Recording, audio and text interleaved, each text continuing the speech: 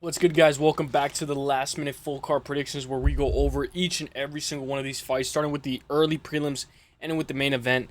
I'm going to tell you guys my props, some of the best props that I like, not the props from each side. I'm not going to read the whole thing. Guys, bear with me. It's very late. It is currently 12:14 a.m. and it is what it is. We still keep it pushing and we push it to the limit. I was waiting for the UFC, kept refreshing my page. Drop a like, guys. Last time I'll ask for it. Thank you, guys. God bless. Hope everybody's having a great day. Hope everybody's having a great week. And I hope you enjoy your weekend. It's Thursday night for me. Here we go. Without further ado, weight misses and cancellations. We got a little scared. I thought my lock of the week was in jeopardy because Ortega missed weight. There's always some bullshit every time Ortega fights. Always, bro. Always. Every time Ortega fights. I feel like the day that he gets cut from the UFC is the day that I'm happy, bro. Because we don't have to worry about... I'm looking, you know how he's looking at the weigh-ins, like how he's looking at the face-off, like he doesn't want to be there. I don't like that. If you're a UFC fighter, show up, be on time, and be a professional athlete, bro. If you're not willing to do that, we saw Brian Battle get cut. I'm not afraid. Like, I wouldn't be surprised. Like, I don't care if Brian Ortega gets cut. You know what I'm saying? Like, come on, man. We cut Brian Battle for this. But whatever. Ortega looked dead on the scales and he looked dead in the face-offs. He looked like he did not want to be there, but we're not going to underestimate anybody. Anything can happen in a fight. It's a fight. Ortega versus Aljo was moved up to 155. It's a catchweight bout now, and I hate when things happen like this because so many other things are taken into consideration now, so it makes it a little bit more harder, but let's break it down. Here we go without further ado. Diyar plus 116, Uran Satybaldiev minus 150, minus 142. We're going to go from here all the way to the main event, so we're going to go backwards. So, Diyar got fraud checked his last time out. Glad he's the first fight of the night because this guy is ass. I can't wait, and that's what I wrote in my notes last week, but guys, come on, Diyar is pretty good, and Brenton Ribeiro's pretty good. You know, Diyar just made a mistake where he decided to wrestle after getting tagged. Diyar did lose his very first time professionally, lost by Kimura. I picked Diyar to win that fight. I thought he was going to win that fight. Diyar has heavy hands, 6 wins by KO, 2 wins by sub, 2 wins by decision. Matched up against Uran Satybaldiev. He got fraud checked too, but it was against somebody who actually has skill. You know what I'm saying? He lost to Martin Buday. But in all fairness, Martin Buday is a very talented athlete. And see, this one doesn't make any sense. Martin Buday is cut after beating Lucas Buchecha. But we still have guys like Brian Ortega in the UFC. It's like, bro, it makes no sense. It's like, it depends on who they like the most and who they have favorites for. He lost to Martin Buday, but in all fairness, Martin Buday is very talented, so I won't cut him too much slack. In this case, guys, I'm picking Uran to win. When we go over the props, there was no props for me. I can double check right now. Let's say we check the first fight. I like Uran Satybaldiev. I like him money line. I like his money line. The odds are very close. I do think that he should be able to win this fight, guys. And when I go over the fights, guys, when I go over the odds, guys, there's no props for this fight. There's no props for this fight yet. So, unfortunately, I'm just going to take his money line. Give me Uran Satybaldiev. I was going to take him by KO on points. You know, double chance. I love that double chance. You get a little bit more squeeze. But just give me Uran Satybaldiev at a minus 142. Let's go, my guy. Uran for the dub. Let's go. Now we're going to go to 213. We're going to slowly make our way up the card, guys. If I'm a little cranky, guys, it's because it's a little later in the night. Take it with a grain of salt what I say. Long Zhao plus 106, Sung Young Yu minus 130. I love this fight. Long Zhao is 27-9 overall, 4-1 out of his last 5. Only loss, most recently, is to Chang Hon Lee by split. Long Zhao is a grappler and durable, tough as nails, 36 fights overall. Long Zhao can get taken down, can be a little off if you pressure him, and he's on the back foot.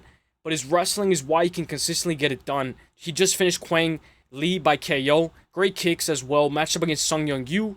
Non-stop, relentless grappler. He shoots. He can pump out, touch the knee, feint a takedown. He has great control. I'm picking Sung Young Yu to win this fight. I love this fight. I love it. I will say, though, it's going to get close. It's going to get dicey. And this fight could get ugly. Sung Young Yu by submission on points is my favorite. Sung Young Yu by points, by decision, is a plus 150. Sung Young Yu by submission on points, minus 105. Sung Young Yu by KO on points, plus 100. Over 2.5. Minus 330, guys. Give me Sung Young Yu money line. I believe it's a minus 130. Give me Sung Young Yu by points, plus 150. Give me him by submission on points, minus 105. And give me the over 2.5 at a minus 330. Let's go Sung Young Yu for the dub. Let's go. 203. Here we go. Now, this is going to be a banger. Yizha is a massive favorite. And look at how small he is compared to his opponent. But that's how you know You know, we got to zoom in a little bit more. We got to do a little bit more research on why he's such a big favorite. Excuse me. I just ate, guys. I just ate. It's late night, guys. It's late night. Shout out to the late night gang. Shout out to the late night gang. Comment late night gang if you've made it this far. Minus 1,600 for Yizha. Westin Wilson plus 790. Massive favorite in Yizha. Yizha has a sick name. I love the name. He's a grappler. Good drags, good takedowns. Once on top, very dominant. Yizha is 25-5. 3-2 out of his last 5. Lost to Zhang Lee by split and Gabriel Santos by decision. No shame into losing to Gabriel Santos. Comes from road to UFC, always hunts for sub, but he can't maintain top control if his life depended on it.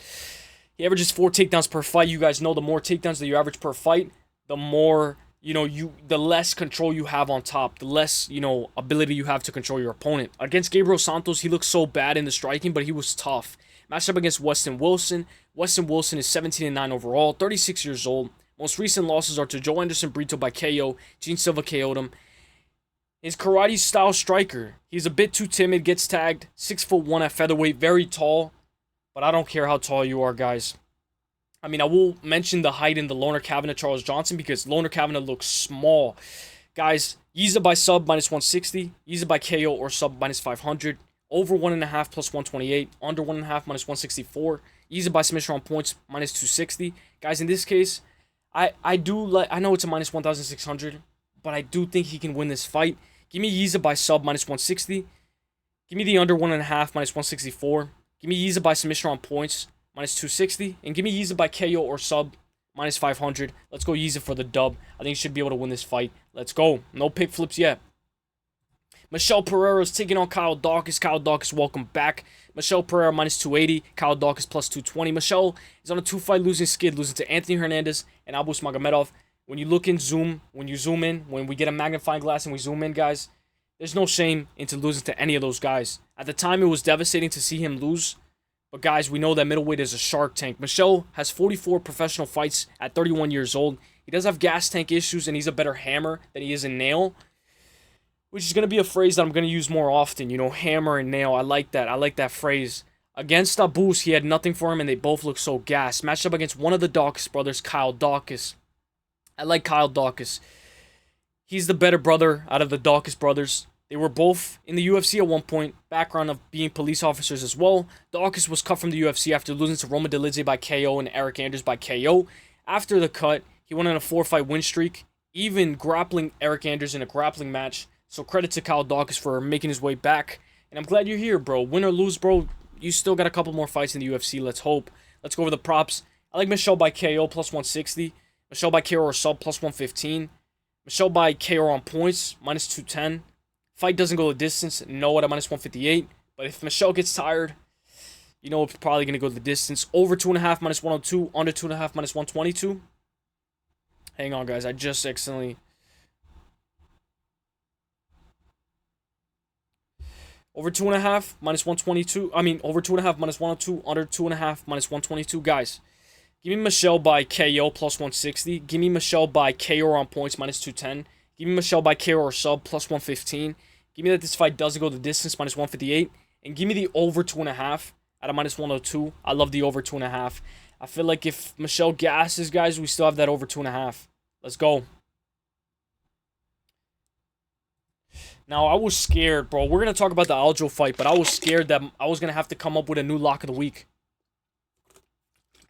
I was like, bro, what do I do as a new lock of the week? Like it's on short notice. It's like, I hate doing lock of the week, last minute. You know what I'm saying?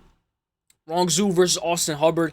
Minus 265 for Rongzhu. Austin Hubbard plus 210. It's going to be a very good scrap. Every time I see Rongzhu, I remember when his eye was like a balloon in the Chris Padilla fight, but surprisingly, that's his only loss out of his last 5. Rongzhu is very good, 2-3 in the UFC. His only other loss is to Ignacio Bahamondes in the UFC. Rongzhu on the back foot doesn't do too well. Rongzhu is a great powerhouse on the front foot, applying pressure, averages 2 takedowns per fight, 62% takedown accuracy, which I love. He's coming off of a great win over Cody Steele, and you guys know Cody Steele was my lock of the week at the time, so seeing Rongzhu stand and bang with Cody Steele not being able to get any takedowns, I liked it for Rongzhu, and I liked how good he looked in that fight.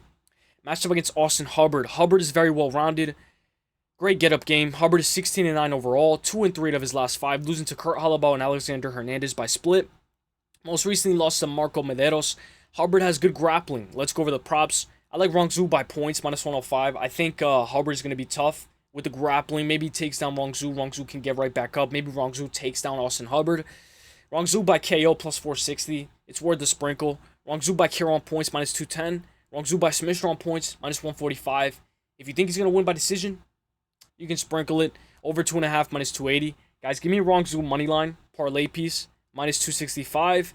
Give me Rongzhu by points, minus 105. Give me Rongzhu by KO on points, minus 210. And give me the over 2.5 at a minus 280. Let's go, my guy Rongzhu, for the dub. Let's go.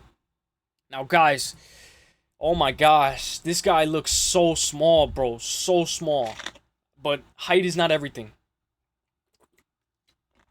But, man, this is going to be a hard fight for Kavanagh. I can already see the jab, the longness, the length, the reach, the footwork being a problem for Kavanagh. Kavanagh's going to have to struggle. He's going to have to try to work his way inside the box, inside the striking, inside the close range. It's going to be a tough fight for Kavanagh. Kavanagh minus 215, Charles Johnson plus 172. If you like a dog, I think this is a very good dog. This is one of my most anticipated fights on the card. They keep feeding Charles Johnson to the wolves, to the young guys over and over again. When is the UFC going to learn that this guy is the real deal? He's a veteran. Loner Kavanagh is the only undefeated fighter on this card at 9-0. Kavanagh is only 26 years old. He has speed, athleticism on his side. I think he should carry more power than Charles Johnson, but Johnson has volume on his side. Kavanagh can go a full 15. Kavanagh is 5-0 out of his last 5, 2-0 in the UFC, already beating Jose Ochoa and Felipe Dos Santos.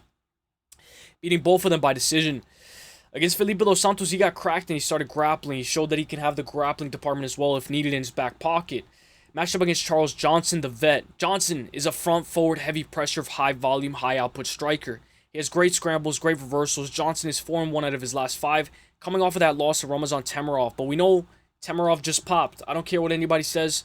Oh, it's a medicine. He popped. Azat. Charles Johnson was on a tear, beating Azat Maxim, who was undefeated at the time. Jake Hadley, Joshua Vane, and Sumudaerji. That was a beautiful 4-fight win streak. Johnson lands almost 5 significant strikes per minute. He can go. He has cardio for days. 6-5 in the UFC. He's fought the who's who. Let's go over the props. Kavanagh by decision, minus 110. Kavanagh by KO, plus 500.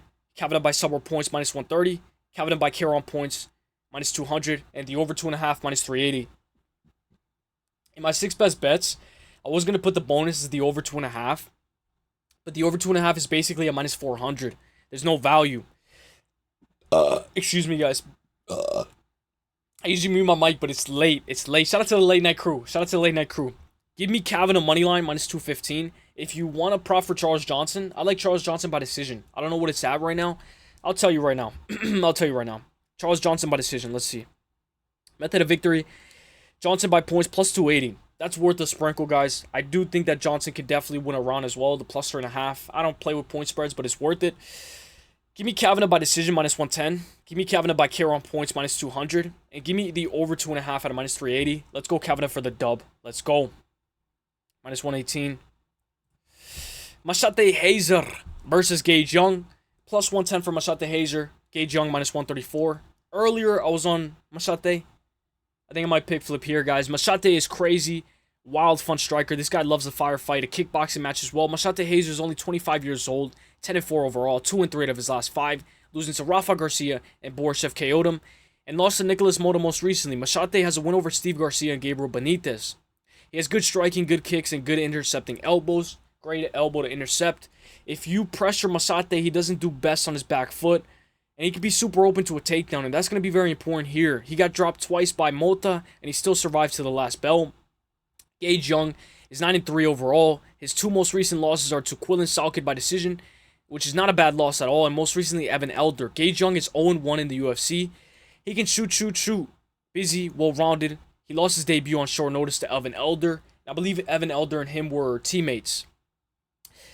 The pick is going to be Gage Young, guys. I'm going to pick flip. I'm going to go Gage Young. Maheshate by points, plus 230. Gage Young by points, plus 240. I love Gage Young by decision. Maheshate by KO on points, plus 110. Gage Young by KO on points, minus 120. Over 2.5, minus 164. Fight goes the distance, yes, minus 134. Guys, give me Gage Young moneyline, minus 134. Give me the over 2.5, minus 164. Give me Gage by KO on points, minus 120. And give me Gage by points, plus 230. Let's go Gage Young. Official pick flip, my first pick flip of the card. Give me Gage Young for the dub. Let's go. Taiyilake Nueraji versus Kiefer Crosbie. Nueraji minus 430. Kiefer Crosbie plus 320. Taiyilake versus Kiefer Crosbie. Taiyilake Nueraji is a decent striker. Old school stance. Wild. I like his style. Taiyilake is fast, can get tagged, but will apply pressure with toughness and loves to get into a firefight. Taiyilake is 11-1. Only losses by KO to Mingyang in round 3. Liver kick. Taiyilake is on a 5-fight win streak, finishing all of his last 5 opponents. Matched up against Kiefer Crosbie. I don't know why I wrote this in my notes, but Crosbie, you know, it rings a bell. The name Kiefer Crosbie, it rings a bell. It feels like I heard it before. Kiefer Crosbie rings a bell. I remember hearing his name a lot. Crosbie is 34 years old, 2-3 out of his last 5, losing to Georgie by arm triangle, and Kevin just said by submission, and most recently Sam Peterson subbed him as well. The majority of his losses come by sub. Crosbie has good pressure, good hands, and can set the pace and can adjust very well in between rounds. He isn't as defensively sound as I'd like him to be, but guys, the pick is going to be Taiyilake Nueraji for the dub. Nueraji by KO minus 140. Nueraji by KO or sub minus 250. Nueraji by KO on points minus 240. Under 1.5 minus 190. Fight doesn't go the distance minus 650. So in this case, guys, give me Nueraji moneyline minus 430. Give me the under 1.5 minus 190. Give me this fight doesn't go the distance minus 650. Give me Nueraji by KO minus 140. And give me Nueraji by KO or on points at a minus 240. Let's go. Nueraji for the dub. Let's go, my guy. Let's go. Sumudaerji versus Kevin Borjas. This is going to be a banger. Sumudaerji minus 188. Kevin Borjas plus 152. Sumudaerji is fast. I always love watching him scrap. Sumudaerji is 17-7 overall. Only 29 years old. Sumudaerji is 2-3 out of his last 5. Sumudaerji is on a 3-fight losing skid at one point, losing to Matt Schnell, triangle, Tim Elliott, arm triangle, and most recently Charles Johnson 9 months ago. Sumudaerji can have success if he's dictating the pace and not getting taken down and constantly having to worry about the takedown. He's fast, great accuracy, not too much power, but speed and movement is some of his best weapons in his arsenal, and he can go a full 15. Matched up against Borjas. Borjas is someone who I thought was a nobody at one point, but you know, now he's putting everything together. Borjas is 3-2 out of his last 5, losing to Joshua Van and Alexandre Costa. Costa KO'd him. Kevin is coming off of a great win over Ronaldo Rodriguez. Constantly kept dropping him. Kevin is clean. He's a technician. Great striking defense. Let me just double check. If he's 3-2 out of his last 5. I'm just going to double check this, guys, really quick. I just want to see. I feel like I messed up with that on the notes. Yeah, he is 3-2 out of his last 5. Let's go. Great notes. Let's go. I thought he was 2-3. Kevin is a clean technician. Great striking defense. Let's go over the props. I like the plus 3.5 for Kevin as well. Sumudaerji by points plus 115. Kevin Borjas by points plus 300.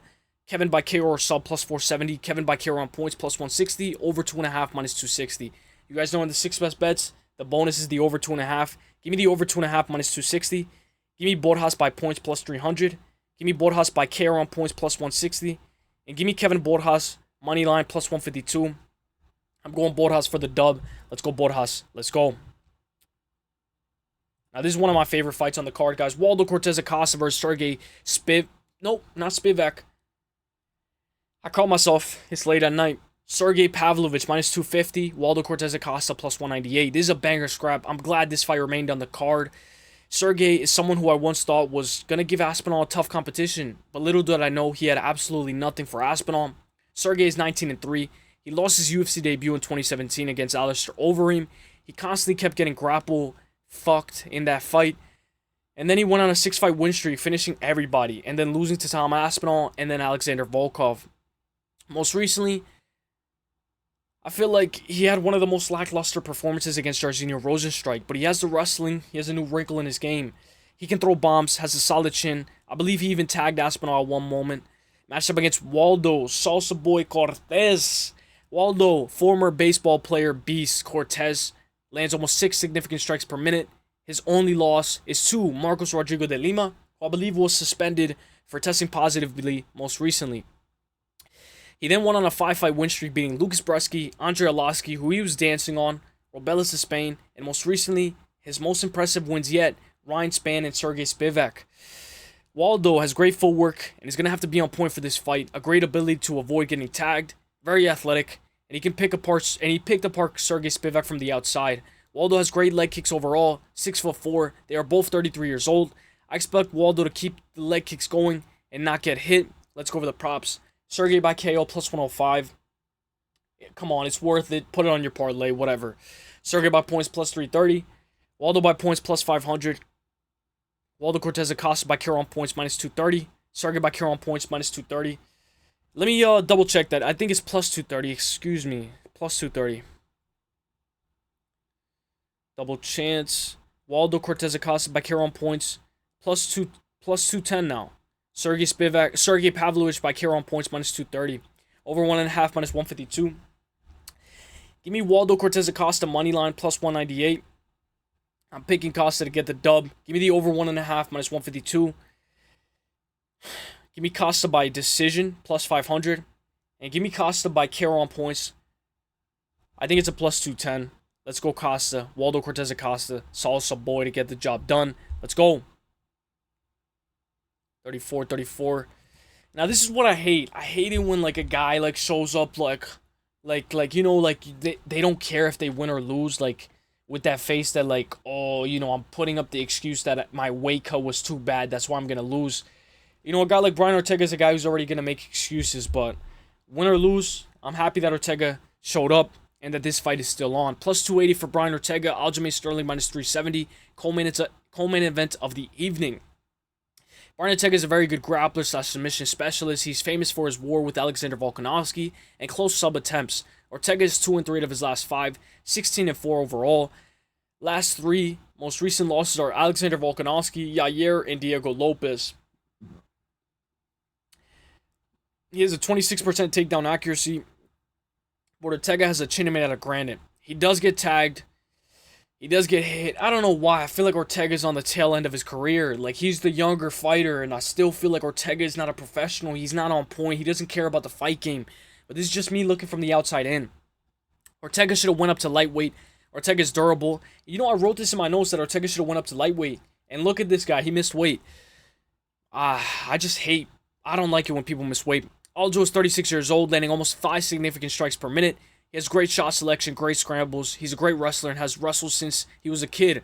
Ortega's on the downside of his career, but Ortega's 34 years old. He's the younger fighter. I can see this fight being a grapple-heavy clinic, you know, being a little bit of a nail-biter. You know, Ortega going for the arm triangle, Ortega going for, like, an arm bar, going for the sweep, landing on Aljo, piecing Aljo up. You know, Aljo, you know, takes off a round, maybe the 3rd round. This is 5 rounds. So I can see Ortega definitely winning 2 out of the 5 rounds. I don't know why. Whenever there's a weight miss, sometimes it's calculated. I'm not going to take Ortega lightly, and I'm going to expect the best Ortega to come here in this fight. And the best Ortega gave Volkanovski a run for his money. Aljo by points minus 110. Aljo by sub plus 420. Aljo by submission on points minus 230. Aljo by KO or sub plus 230. Aljo by KO on points minus 170. Over 4.5 minus 200. Guys, the over 4.5 was a minus 186, but since this guy missed weight, now it's a minus 200, and now Aljamain is a minus. He's a minus 400. He's a minus 370, guys. We had value on Aljo at a minus 265. I thought that was the sweet spot. Now it's like he's so much of a favorite, guys. Aljo by sub rounds 345 plus 1,100. Aljo by sub rounds 123 plus 550. Guys, in this case, give me Aljo money line minus 370. Give me Aljo by sub or points minus 230. Give me Aljo by decision minus 110. Give me the over 4.5 minus 200. Give me Aljo by sub rounds 1, 2, or 3 plus 550. And give me Aljo by sub round 3, 4, 5 plus 1,100. Let's go Aljo for the dub. Lock of the week, baby. Let's go. And show him. You better show him, Aljo, because if you look a little lackluster, if you look a little off, you know they're going to critique. Johnny Walker versus Mingyang Zhang. Johnny Walker plus 270. Mingyang Zhang minus 355. Walker was getting in Zhang's face, you know, trying to scare him. And I'm like, bro, I bet you, I don't think he even scared Zhang at the slightest. Or got into his head at the slightest. I think Zhang is perfectly fine. Main event of the evening, but I feel like Zhang is going to get rocked. I don't know why. I think this is going to be like a quick war. Johnny Walker, record of 21-9, 21-9. 2-2 in 1 out of his last 5. 1 no contest against Magomed Ankalaev. And no shame in that, guys. I mean, he couldn't say where he was. He said he was in the desert. He beat Paul Craig and Anthony Smith and had a no contest. Rematches Ankalaev. loses by KO in round 1, then loses to Volkan Ozdemir by KO brutally uppercut. He's 6'6", a powerhouse, light on his toes, always loves to jump into a firefight. Walker is 33 years old, but has been KO'd 6 times, and that's not counting his hard sparring. I believe I saw a clip of Walker getting KO'd brutally sparring a younger boxer. Walker is insane, guys, and you guys know sometimes the hard sparring is what takes away from your chin. His chin is made out of dust. They changed Walker's style. He's more technical. I don't know. I feel like Walker is kind of different now, but who cares? Whatever it is, I'm willing to expect the best Walker as well. Zhang, matched up against Zhang Mingyang. Zhang has 100% finish rate, 13 KOs in the first round, 6 subs in the first round.